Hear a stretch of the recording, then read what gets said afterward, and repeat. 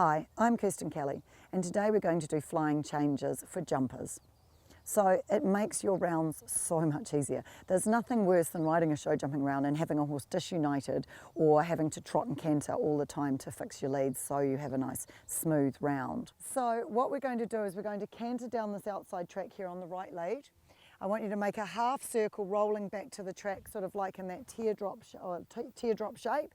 And as you come back to the track at this point here, as the horse is backing off the rail with his shoulder, that's encouraging the shoulders to turn.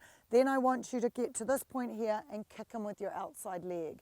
If your horse is a little bit dull, then you're better off to use your stick, or especially if you're not that coordinated with using your legs, because then you have a nice little tap which encourages the horse to change his hindquarters. Remembering that the old-fashioned ride in and then go like this with your shoulders only changes the front legs. You really want to make sure it's this feeling of outside leg change that gets the horse to jump up and then jump onto his new lead.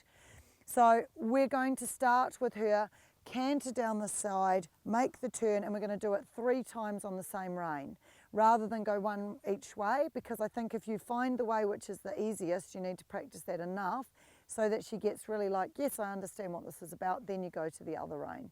Okay, so let's go down here, half circle. So as you're making your turn, look where you're going.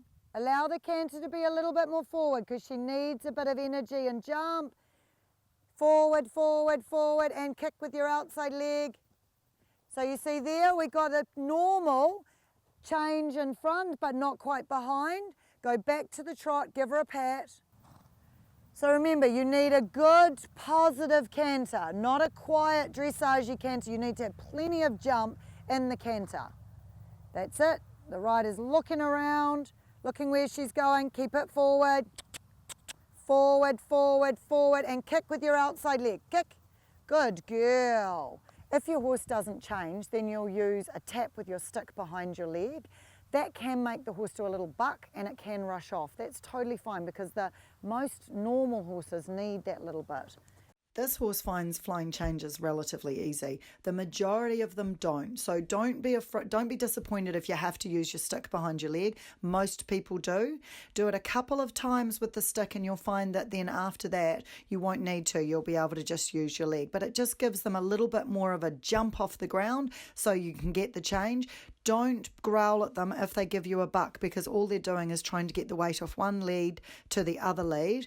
And remember, repetition. Do it in exactly the same spot all the time, and then that way they'll start figuring out that's where you do your flying changes. And then when you just go from your stick to your leg, they'll be really clear that it's the aid that is asking for flying changes. If you're enjoying this kind of content, check me out on Instagram as well. I put on lots of little snippets just to kind of keep you enthused.